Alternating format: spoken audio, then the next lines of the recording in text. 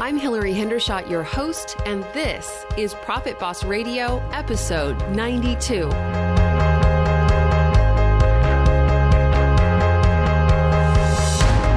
Profit Boss Radio is your weekly wealth mastermind. Profit Boss is also a community and a movement for women who are ready to take control of their money, break the glass ceiling, and give ourselves permission to finally have enough. Want the secrets of wealth to be yours? This is the place. I'm Hillary Hendershot. I'm a certified financial planner running a leading advisory firm for women, and I'm sharing with you real stories from real life and real women who are making it happen. Forget Wall Street. Let's do this, ladies.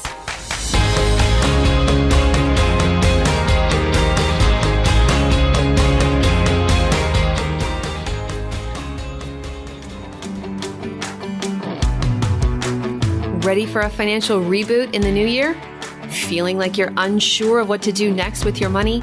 Well, I have an exciting event coming up this January that can change everything for you.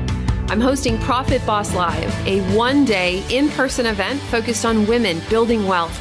At Profit Boss Live, you'll have the chance to meet other like-minded women and really connect and talk about money in a safe space that's a totally judgment-free zone. Because let's be honest, money talk is usually cold, boring, and uncomfortable. At Profit Boss Live, we'll enjoy a warm, inviting, fun atmosphere where you can connect, share stories, laugh, and even learn together. And yes, there will be a cocktail or two. Find out more at ProfitBossLive.com. Listen, the last thing you need next year is more uncertainty, especially when it comes to your finances.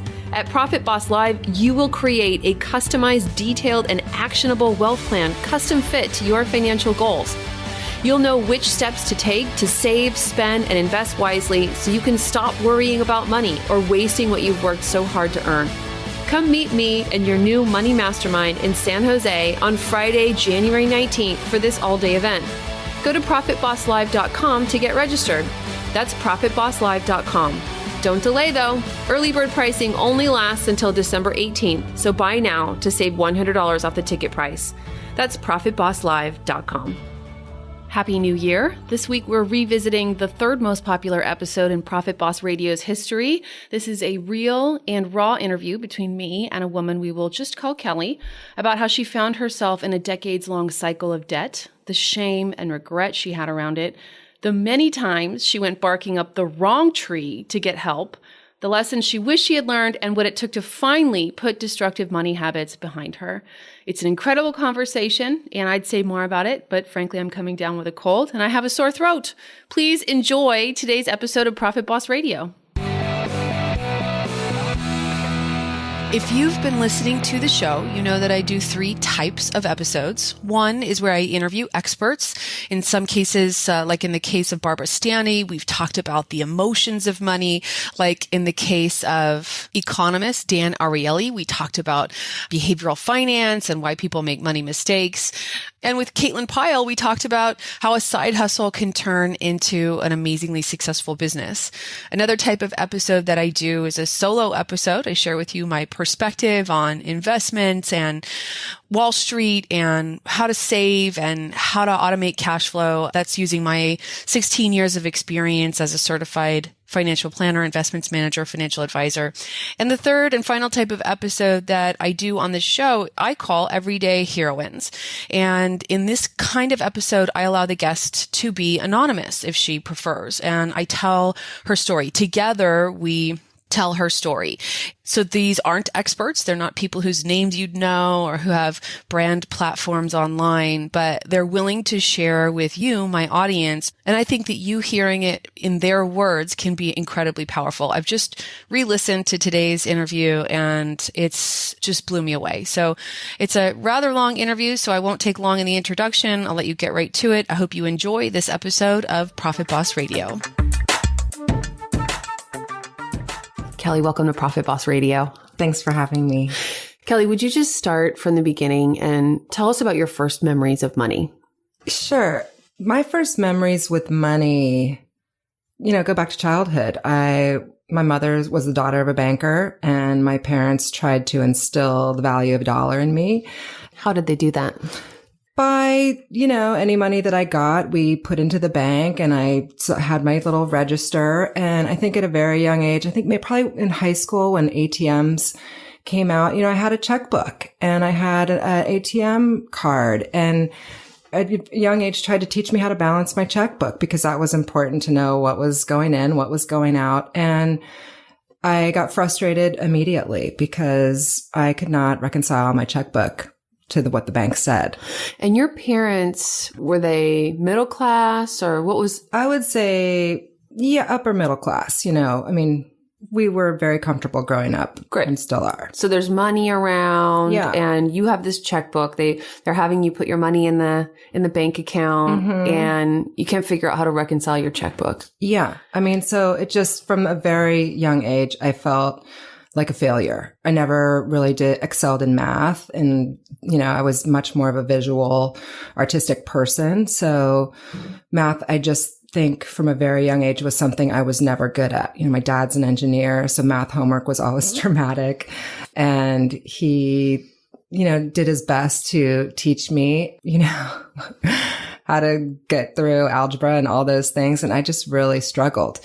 So from a very, very young age, money became something that I did not want to focus on. Okay, so you didn't want to focus on it. And what did you make up about yourself when you couldn't reconcile the checkbook and about math and money? What was your relationship to yourself around money? I felt, like I said, I felt like a failure. I felt like that idea that I had in my head that I wasn't good at math, I just proved it to myself over and over again. And so I just stopped putting any effort into paying attention to what was in the bank and stopped paying attention to what was coming in or what was going out. And I just, I started to wing it for many, many years. Just kind of threw out the baby with the bathwater, as they say. I wouldn't say, my parents are great. I love them. We have a very good, loving family. Like every family, we're not perfect, but they always tried to instill confidence. And I don't know if I can blame it all on the money thing. I excelled in many things, particularly in sports, but I think it affected my self-confidence in many ways, probably in ways that haven't even fully realized. But I just felt not good at things. And maybe it was reading too. I just wasn't a stellar student. I got by. And so I think getting by sort of became part of my MO with money. Oh, very interesting. And when did you get your first credit card? Is that kind of when things started to go bad? Yeah. So went to college, was very fortunate. Father paid for college. So I did not have any of the, school debt, but my role was to stay in college and to go finish my 4, which I stretched out to 6 years, and he continued to pay for it. But I had to get a job. And with that job, I also got a credit card. And I had a $750 limit on a Citibank credit card. And I went out and bought Ralph Lauren loafers, back in the 80s. And I thought it was great. I wasn't worrying about it. Mm-hmm. And from that credit card back in the late 80s, I carried credit card debt. So you have the one credit card with $750. You bought Ralph Lauren loafers. So that $750 didn't last long. Did not last long. So then what happens when you max out the $750? Are you paying it down or you get another credit card? So I managed to, and this was again a pattern of mine for many years. I managed to, in college, I could pay the minimums and I could pay it off because I had that job. So I paid the minimums, but then there was a summer where I was fortunate enough to go to Italy for school. And I didn't have any extra income to pay my minimums off on my card. So left it with my parents and kind of had to confess that I had this card, and, a lot of conversations about they were disappointed in me, and, kind of already knew I blew it. I already felt like a failure. Yeah, you're like, clearly I am a failure. They're just discovering what's true. Tell me something I don't know. Right. Thank you. Yeah. But, they were doing You're disappointed in me. I'm disappointed in me. Thank you very much. But as a kid, I couldn't articulate it that way, So as a kid, it just sort of reinstilled my inability to deal with money. You know, I think that's interesting. I hadn't even thought about the power of this, your story in particular, to teach parents who are listening. So there's people who are listening who are in your situation, but there's also people who are parents and trying to raise daughters and sons who are responsible with money. And it's like, sometimes this information just is not imputed linearly. You know, if you're an engineer and you have an artist for a kid, they're maybe not taking it in the same way you do. It was, the way I needed to learn was really different. The way, it's kind of like the way we all need to be loved is a little bit different and what our needs are. So my needs were different than just understanding that there's this register and money in equals money out or doesn't have, or money being saved, just savings. Like, I couldn't even think of what that was, So you left for Italy and kind of left. How many credit cards were there at that point? So do you remember the balance? Just the one, and my parents paid it off. And so I came back, 3 months later and I had no debt and it was great. And so I think they did that. They did that to give me a fresh start. Yeah. I know that was their intention. Unfortunately, I didn't learn anything. Right. So I continued in school. I had, I went through a semester where I was just bouncing checks like crazy. And were you kind of admonishing yourself, kind of like I do when I wake up in the morning, I say, okay, I'm going to eat really healthy today. Were you telling yourself I'm going to do this money thing this time? No. Oh. I really, my parents have their version of the story. I'll tell mine because that's what's true to me. Yeah. I really just felt like I didn't want to worry about it. And so it was something I just sort of closeted away. But were you not worrying about it? For a while, I was able to cruise because my dad was there, and my dad, it was my education. So that was really important. And he would do anything for my education. I mean, how lucky was I? And so I took advantage of that. Yeah, but and I remember for years, even after college, while I still carried a lot, and the debt's now increased, even after college, I remember saying to people, I make enough money where I don't really have to worry about it. And that's really great. Meanwhile, I'm just trapped and swimming in debt. Yeah, you can never tell what someone's financial situation is from what they say about it, ever. I really kind of stuck to that. I just feel better not thinking about it.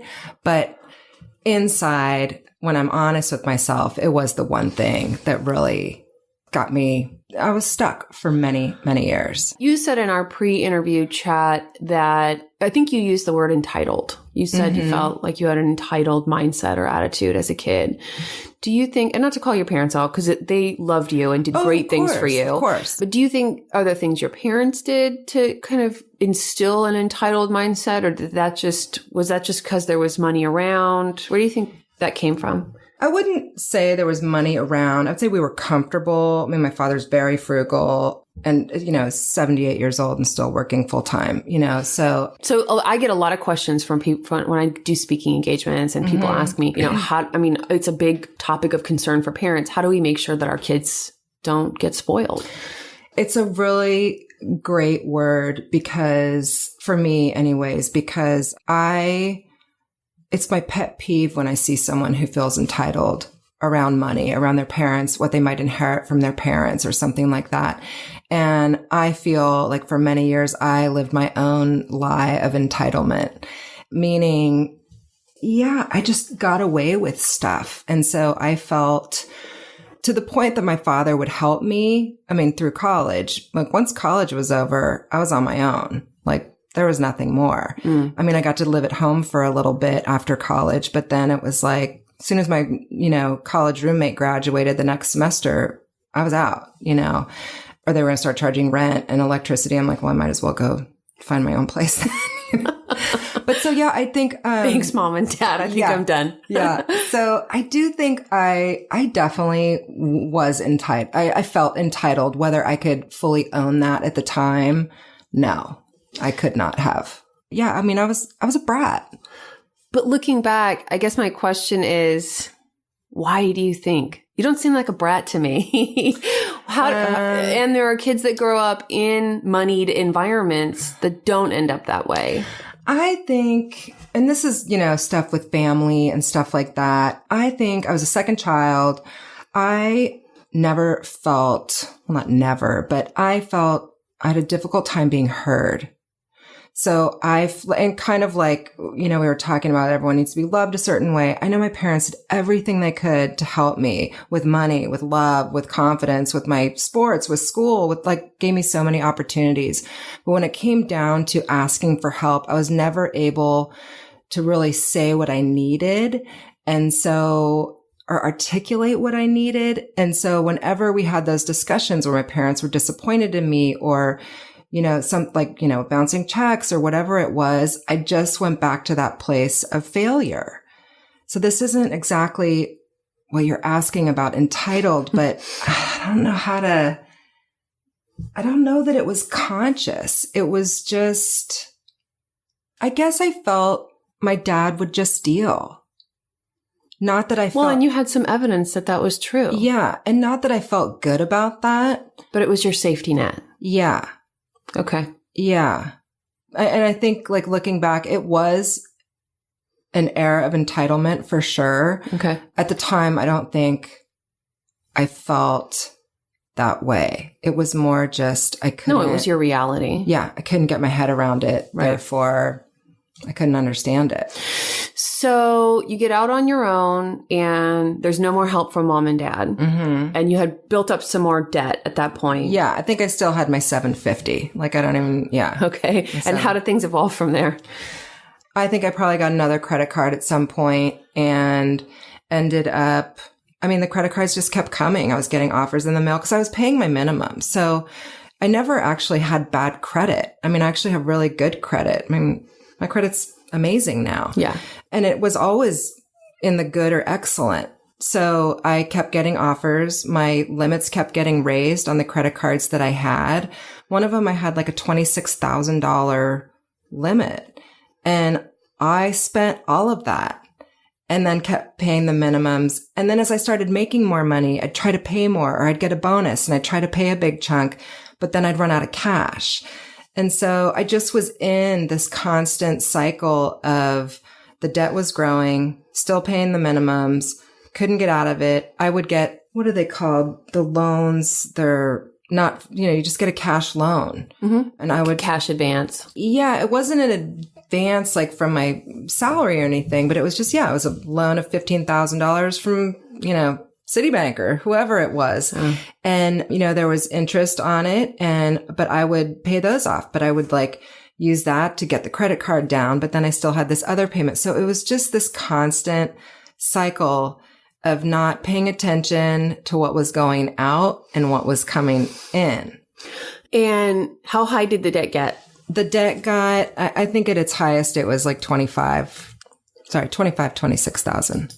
It was a lot, $26,000. It was a lot of money and I couldn't really account for anything. It's not like I had a new couch. It's not like I had a new rug. No, you're just living life. It was on going out with my friends. It was on, a boozy lunch every now and then. It was just on stuff. And I could not account for any of it. And how's it impacting your quality of life? For example, friends, dating? My friends, my close girlfriends knew, but it wasn't like I didn't have any money. So I could still do things. We wanted to go to Asia. We could travel to Asia. I'm just making sure we're going to book it through that travel agent and I can charge it. Right. So I get my credit card down enough. So I had enough to charge a couple grand on it. And then we could go do that trip. So, and I'd managed to squirrel away a little bit of cash. So I'd have cash, I just sort of made it work. Mm-hmm. So my close girlfriends, didn't care, but none of them had debt. They just didn't, that wasn't their experience. And they were much more frugal also. I would also have this air of I don't really care what things cost because why would I? Because money it works on its own. So that's what I No, that's perfect. In terms of relationships, I'm 48. I'm single. Well, I'll be 48 this month. I'm single.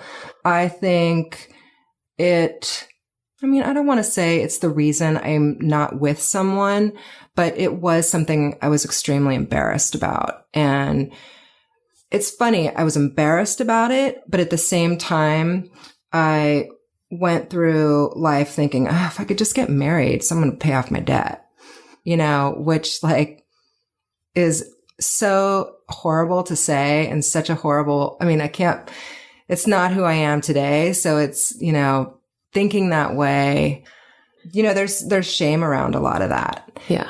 So again, like, I don't want to say that that's the reason I'm not in a relationship, but it was definitely something that affected my self-esteem, something I was never confident about, and knew that if I really got into a serious relationship, like someone was going to have to help me with this because I couldn't figure it out on my own.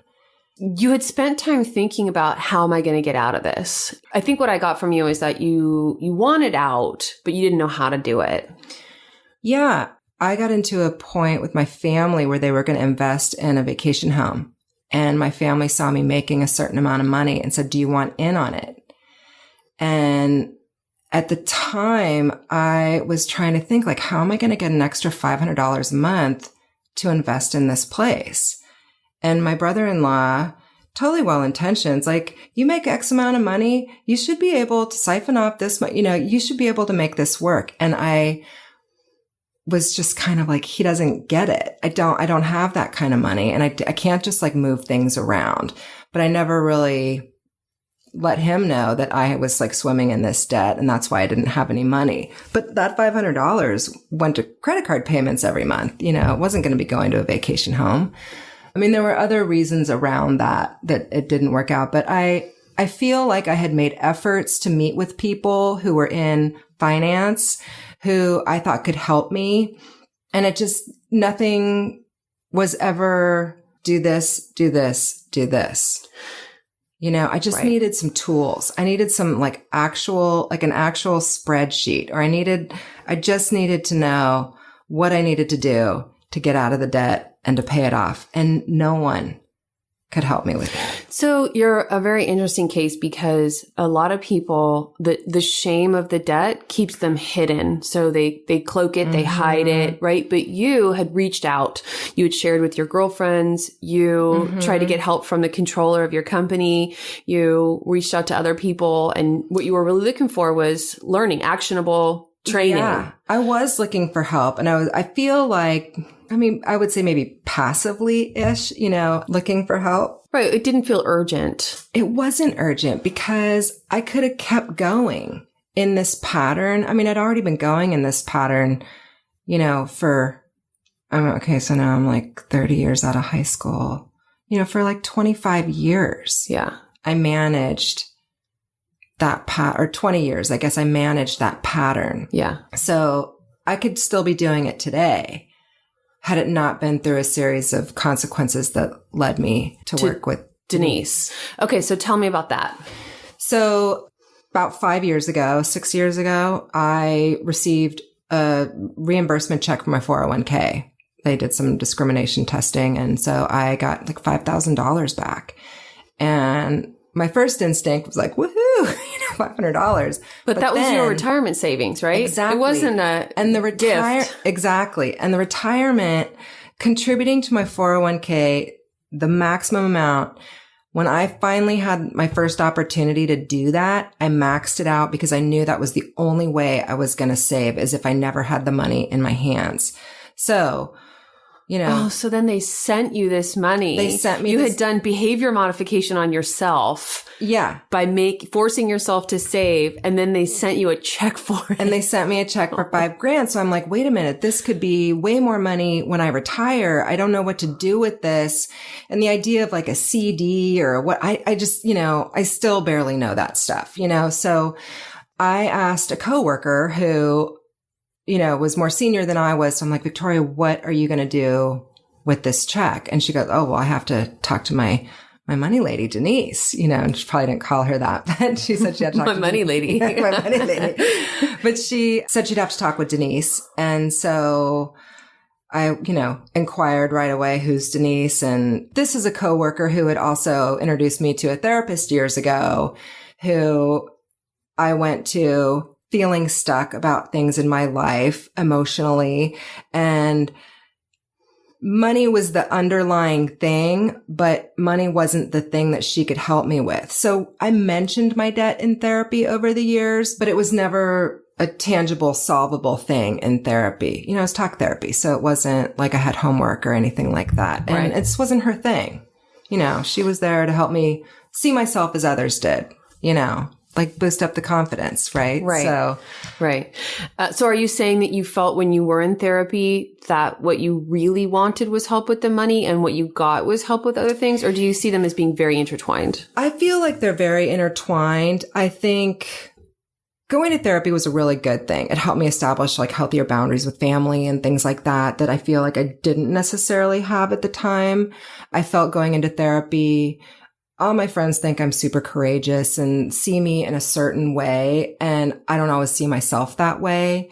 It's just, I don't know. It's just who I am. I mean, people are like, you're kidding. You've traveled the world. You've climbed mountains. You go travel in third world countries that are closed to most of the world. You know, you're so brave because my friends, a lot of my friends wouldn't necessarily do that, or some of my friends wouldn't necessarily do that.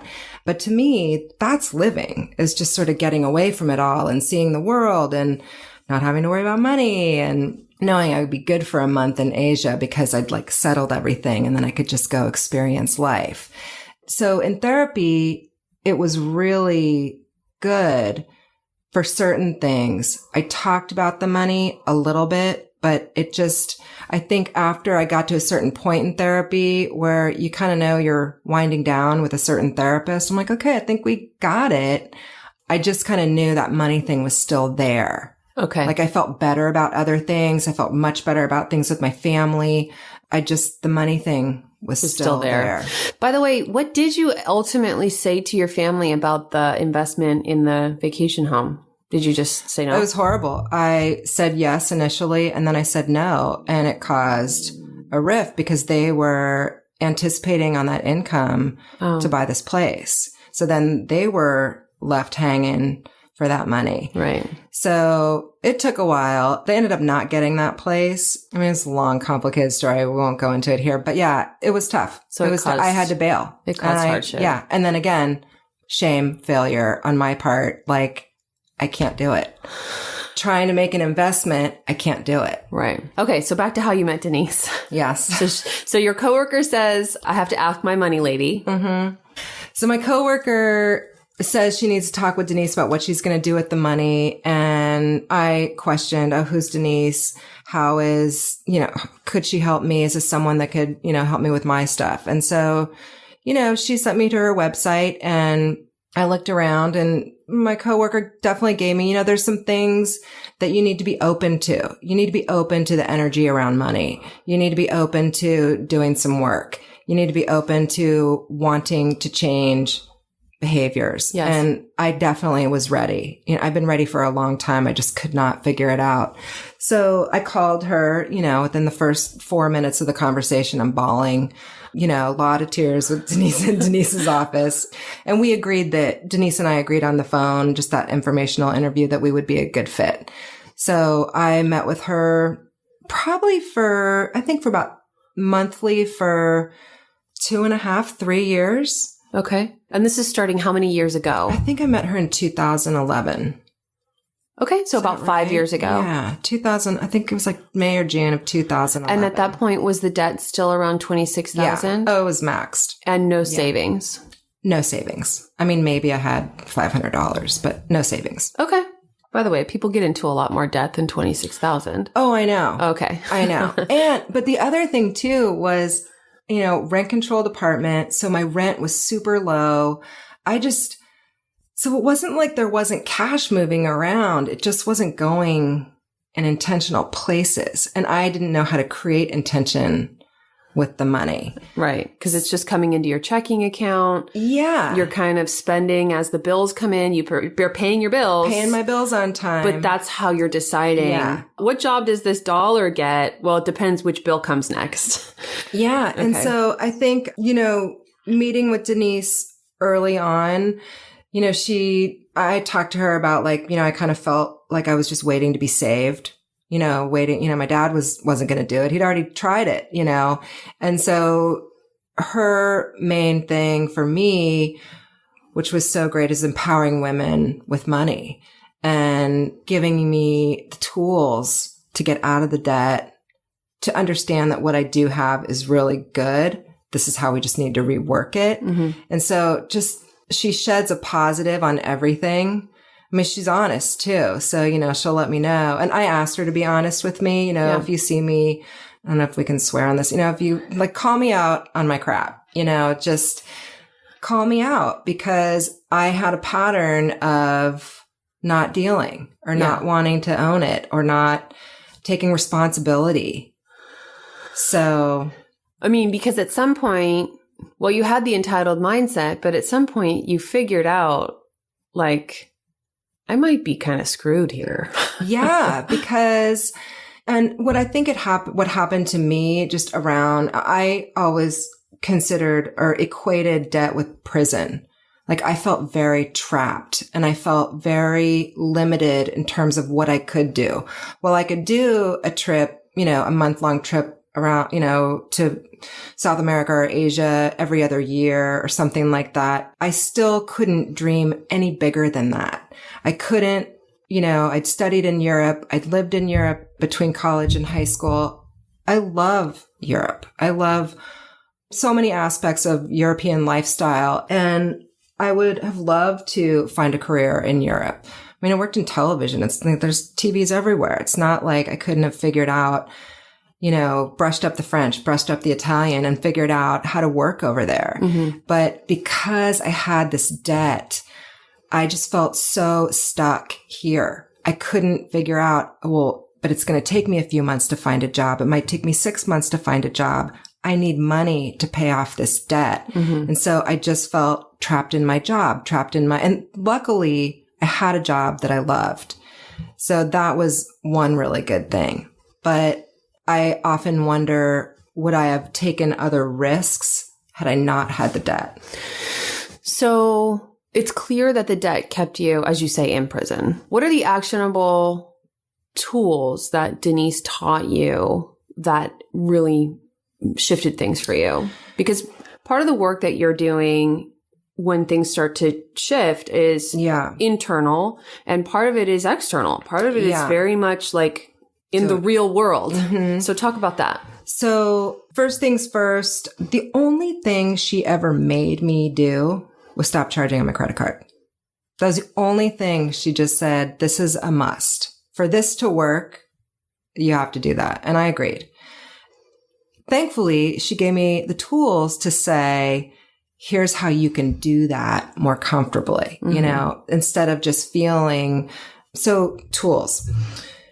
She gave me the money minder. That's the spreadsheet. It's a spreadsheet. Yeah. I did my money minder this morning. You know, now I'm at a place where I can go for 2 or 3 weeks and I'm okay, but usually not more than 2, like 3, I get a little stressed out.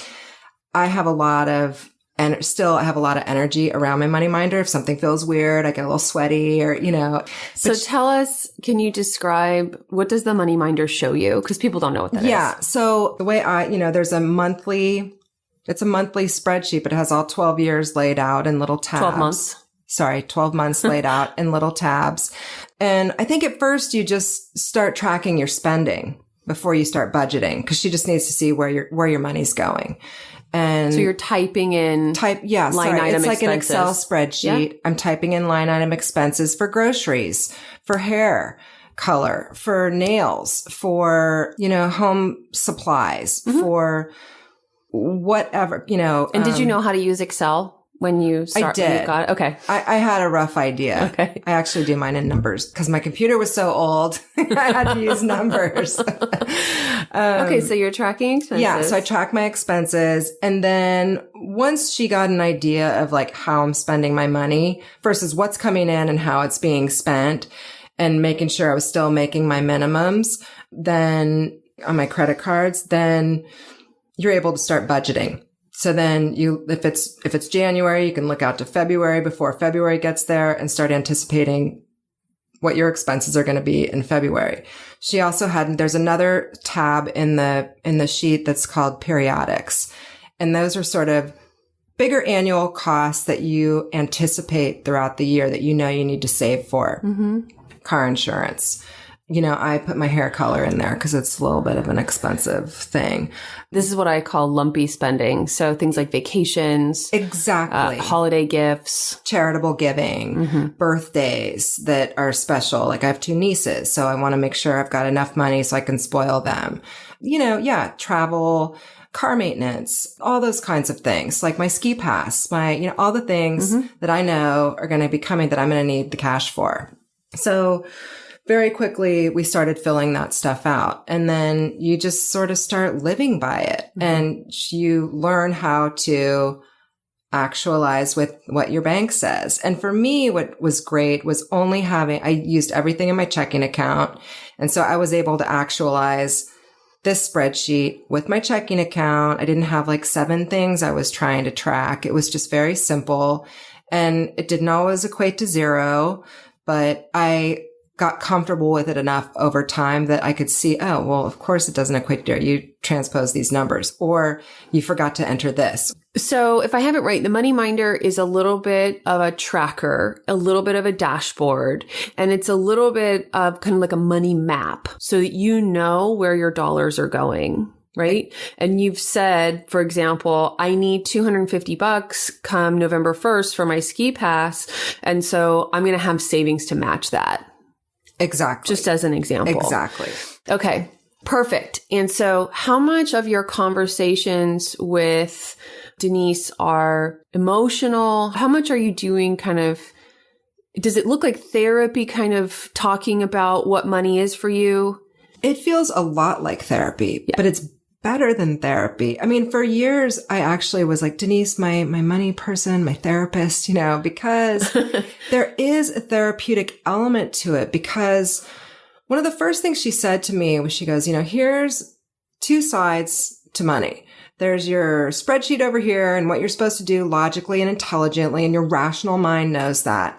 And then over here, there's like your emotional house, which is all your wants and everything that is driving how you spend money. And unfortunately, if our rational mind were to be able to trump everything, we'd all be good. We'd all be living, debt free and everything. But it's the emotions around money and spending and energy around money that are taking charge. And that was very much the case for me, because I refused to pay attention to money and place value on money and what I was spending. The debt got out of control. And so we did a lot of work about wants versus needs. I feel like I'm still working on the differences between those sometimes. I mean, that's just going to be like an ongoing thing for me, because I think for years I lived without really understanding the difference. Can you give us some really specific example of something you used to spend on that it was hard for you to give up, that you don't spend on now? Some area where you're really clear, like, I just don't do that anymore. Okay. Here's like an example. I used to go to REI. I would need some socks for hiking or whatever it was. And I'd go in there thinking I'm going to spend like $20 on some nice smart. I don't know socks. if everyone has an REI. We'll just say it's an outdoor. Yeah, but it has a reputation for being fairly high priced. Yeah. Camping goods. Yeah. And it's an outdoor store. Yeah. And I was going to go lovely store. Yeah. And spend like $20 on some nice smart wool socks. And I would go in there and get those smart wool socks. And the next thing I know, I'm walking out with bags of stuff, and I'd spent $250. And I don't do that kind of stuff anymore. I would see something I liked. I'm like, oh, that's cool. Pop it in the bag. Oh, a new fleece. Oh, a new hat. Oh, a new whatever. And I would just put it in the bag because I liked it. And I thought that'd be cool to have. And I would buy it, not worrying about how I was actually going to pay for it, because it just went into the debt pool. Yeah. It just was so huge. What's another $250 going to do? Sometimes I uncover with people, a lot of people have a story about particular expenses or choices that they're making in their life that it has to be that way. They have to have that. Yeah. A lot of times it's around kids or health, let's say homeopathy. So I have to have the acupuncturist. I have to have the herbal remedies. Mm-hmm. I have to have I'm just using that as an example. Yeah. And in their mind, they really have to have it. Was there anything like that for you? Okay. The one thing that Denise ever questioned about my expenses was we were looking, so year end, you meet with Denise and you kind of look at your annual plan. Like, how are you going to be spending your money over the year? Did you stay to your plan for the last year? And it's just sort of, it's like looking at the year behind and then looking at the year ahead. And I had done my budget for the year ahead. And she so gently asked, now let's look at your brow budget. So your eyebrows? My eyebrows. And I was going to get my eyebrows done. I mean, I don't have children. I don't have major medical needs. So this sounds so superficial, but to me, getting my brows done was really important. And of course, you maybe can tell I haven't had them done in a while. But so I was like, well, Denise, it's my lashes too, because I was getting my lashes tinted as well. So to me, I was really justifying that money. And it took me a while, and she kind of laughed and allowed it to go, just like, let me keep it. Over time, I realized like, I don't need to spend the ridiculous amount of money that I was spending every month. I could go every 3 months, so like, I'm single. I make a good living. I'm not saving. I don't have children, so I'm not saving for college. Yeah. So the cash flow's there. But I think what you're pointing to is what wasn't present before was, we'll call it the value of a dollar. You didn't have a sense of trade-offs. Right. So you're doing the brows and the lashes, and then we're just going to use that as the token expense. But all the expenses really were because there isn't, for me, if I spend here, I'm not going to be able to have this that I want. That just wasn't real for you. It was not at all. Yeah. That really is kind of the linchpin. And I think what that money minder makes possible for you and what automation makes possible for my students, it's just a different system I teach, is like you start to see $1 over here is not over there. Yeah. Yeah. And really your dollars are finite. Like wealth is infinite, but the dollars in your system are finite. Exactly. Yeah. Yeah. And so, I'm embarrassed that is my example, but I live a really good, full life. Yeah. And don't be embarrassed. Well, I just don't have a lot of expenses for others. Yeah. I spend money on my nieces and my family when needed, and not needed when I want to. Yeah. And I'm not saving for college for kids and things like that. So the brows seem a little superficial, but they were important at the time. Okay. So where are we? Well, so I can back up a little bit. So combined with, tracking the monthly expenses with the money minder, my other major thing that I had to do was get out of my debt, and I had to pay that off. Right. And so the other thing that Denise did was just give me options, tools to do. So because I had good credit, I was able, instead of having to go to consumer credit counseling to consolidate any kind of debt, because I think I had a couple cards. Yeah, I had like a Bloomingdale's and a Neiman's card and stuff like that. I didn't have to go through the consolidation, which she laid out as an option, but she had me go put everything on 0% cards. So I got as many 0% cards as I could. And I think I got up to 3 or 4 before I got rejected for one. And I was able to then, of that, 26, like transfer money over to these cards. So then I wasn't paying interest for a year or 2. I'd get the ones with the longest 0% for the longest amount of time. Great. So you found multiple cards that had 0% for a year or more. Yeah. Great. Yeah. And so I was able to then transfer the money over. And I was also concerned, well, wait, my credit is really good. Is this going to make my credit worse? She's like, no, the amount of credit that is going to be, your credit that's going to be affected by doing this, once it's paid off, it'll all be normaled out. And sure enough, she was right, So that was huge and I wasn't able to actually put everything on those 0% cards. So what she taught me to do really clearly was pay off the card first with the highest interest rate. Yep. And then just pay the minimums on the 0%. So then I was able to finally get that card down to 0, because I think there was still like $4,000 or $5,000 that I had on a card that I could not get them to lower my interest rate, even though I'd never been late on a payment. They would not lower it. I think it was 12 or 13%, and they wouldn't budge. So once I got that down, then I could really start seeing the debt like just tick, tick, down every month. And, I think I was out of debt like 2.5 years, maybe. Wow. So you're paying off over about $1,000 a month or more. Yeah. Yeah. But I also wasn't spending that $1,000 a month at sporting goods stores on stuff that I didn't need. Or, I also, just did simple things. Instead of shopping at Whole Foods, I go to Safeway and Trader Joe's, or go to Rainbow in the city, which is a co-op, and they've got beautiful food, beautiful produce, and it's cheaper. Yeah. And so she just started working around just sort of smarter ways of doing things because I just hadn't cared for so long. Yeah. We did other emotional, like things with the emotions around money. And for me, I think my issues were more just seeing the lack of what was possible in my life and feeling that, like, slowly digging my way out of prison. And so she helped me try to figure out what was possible in my life so I could start dreaming, because I knew I wanted to live abroad, but that just wasn't going to happen with all this debt. That is not necessarily a need or desire I have anymore. I mean, maybe when I retire or something, but I think. What do you mean when you say she helped you figure out what's possible? I mean, it's something I'm still working on, but I just, is buying a home something that was an interest to me? Is homeownership interesting to me? Mm-hmm. I have, I've been in my little apartment for 22 years. I don't have a lot of people over.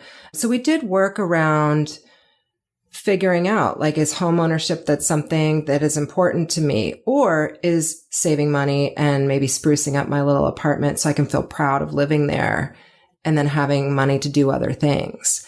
So it was practical work, but it was also just around, it gets back to this, like, what's possible is around, like, what the wants are. Mm-hmm. Like, what do I want in life? Do I want a partner in life? I'm not sure. I don't know. I honestly cannot figure this one out. I know right now I'm not willing to put the energy into it. As lazy as that sounds, life is really good without one. So I think it's allowing me to let go of the things that I feel like I should be doing versus the things that I want to be doing, if that makes sense. Yeah. So it's been a whole process of, like, life clarity and organization and the ability to envision and dream and. Yeah. I mean, and so, there's homework. So some of the homework was vision boards. And it's super fun. Going through magazines, you're cutting out, and since I sort of have this creative side of myself, I'm like, oh, great, ski pictures. And I'm an avid skier. I love skiing. So anything with snow, yes. Anything cabiny, yes. Mountains, yes. Adventure, passports, travel, yes. Like, so I made 3 vision boards. I made one for adventure and travel, one for just myself and valuing me and working on my own self-esteem and confidence. And sort of there was like a relationship component to that, but that was a little half-assed. And then the other one was just about my health. I've struggled with weight for many years. And so focusing on weight but more like health versus, what the scale says. And right. So I would say sometimes my attitude towards my health was really similar to my attitude towards money. Yes. Just didn't really want to deal with it.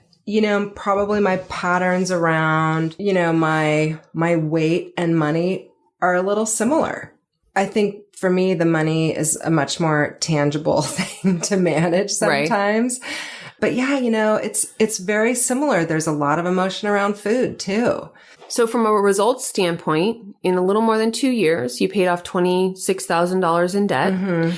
And so that was a few years ago. How are things now? So, I did my money minder this morning and things are good because I still meet with Denise yearly. I have goals that I set every year, and I'm learning that it's okay when those goals change. I've gone back and forth on wanting a home, but, living in the Bay Area in San Francisco, it's easy to say no to that one. I am debt free, and to buy a place in San Francisco where I want to live, suburbia is great. Again, like without family and need for, multiple parking spaces and all that room, to buy a place in the city, I'm going to get $1 million dump. And I am not going to feel good about it.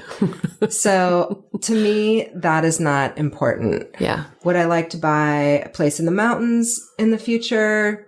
Of course. I would love to do something like that. And then I can keep my little space. I mean, I've spent several $1,000s getting the floors redone, getting it painted, like making it into a home that I feel good about in the city. So that's been really good.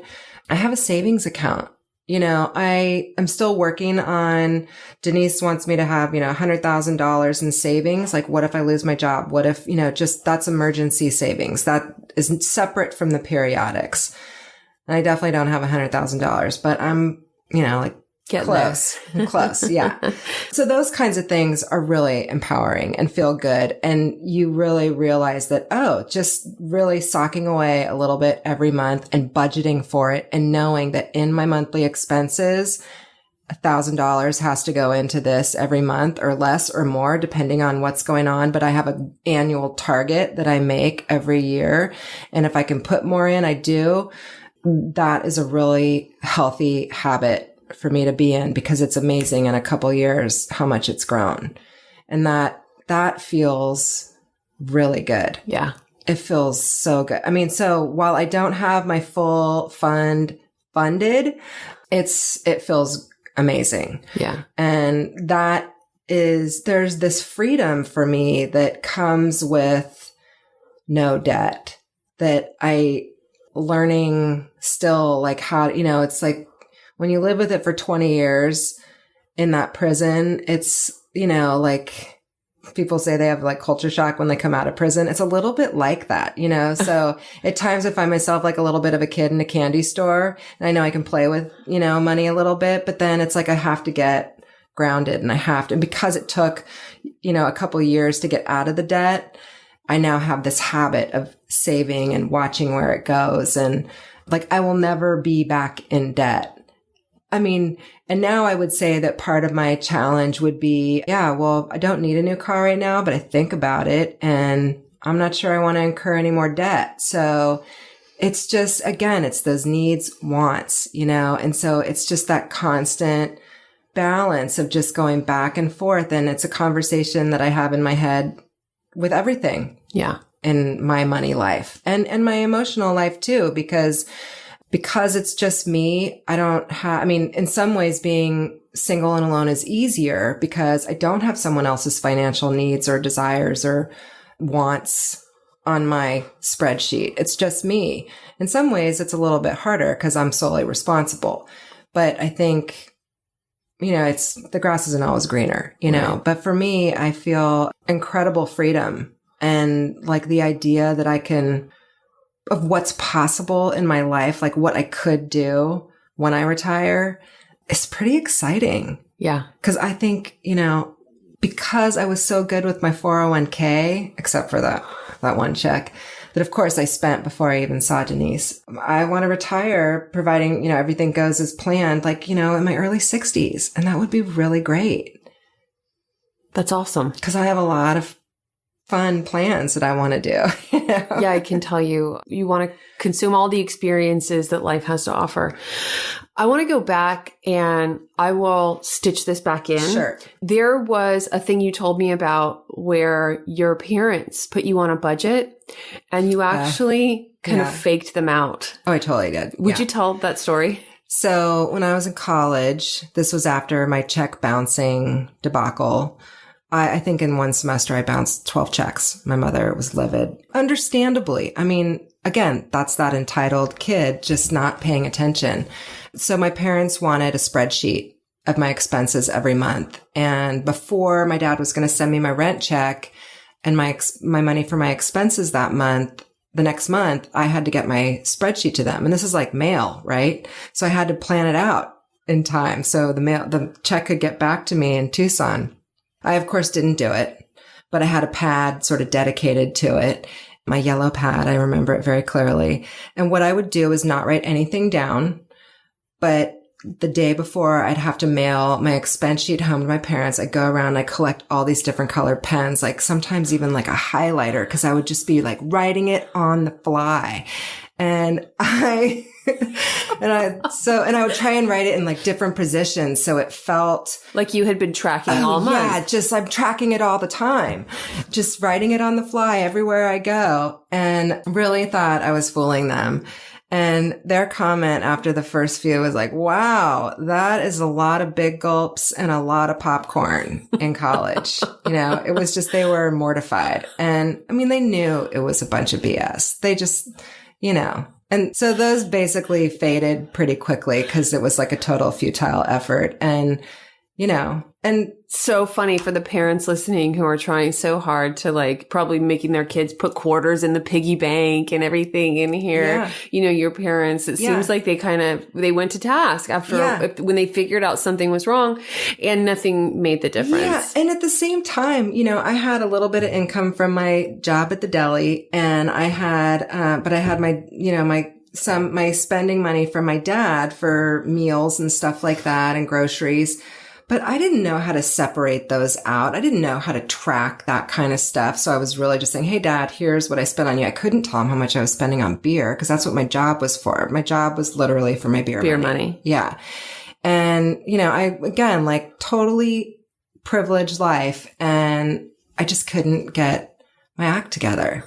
So so the expense sheet was it was another, I felt pretty clever about doing it, but again, it was another total fail in my own mind. As funny as it is to look back on it and have a laugh, and we still have laughs about it in my family, it was like just another one of those notches in the belt that made me like, you're a loser and you can't figure this thing out. Really. I don't know what I could say. Hopefully that might help someone else. And I don't know how you weave this into anything, but for me, being honest about my money situation and the debt and seeking the help was one of the things I'm actually most proud of, versus like, I'm super proud of the work and I'm super proud of being able to say that this is who I am now. But I think there are so many people that go through life dealing with debt, but just to seek help, whether it's Khan Academy or anything like that, just there are tools out there. You just kind of have to look and find them, but there are ways to do it. And if you can commit to it, it happens in a really short amount of time. It can happen in a really short amount of time. Once you decide and take the right action, it happens fast. It happens fast. It seems fast. Yeah. Very good.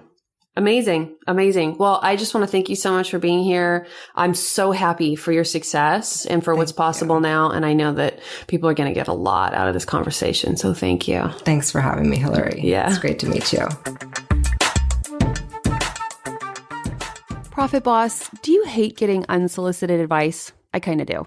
Whether it's well-intentioned or not, any kind of splaining just feels, I don't know, sort of aggressive and unwelcome.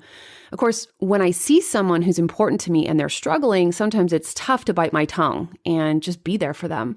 So it's kind of a conundrum, right? We aren't here to run our friends' lives, no matter how well qualified we are to do it.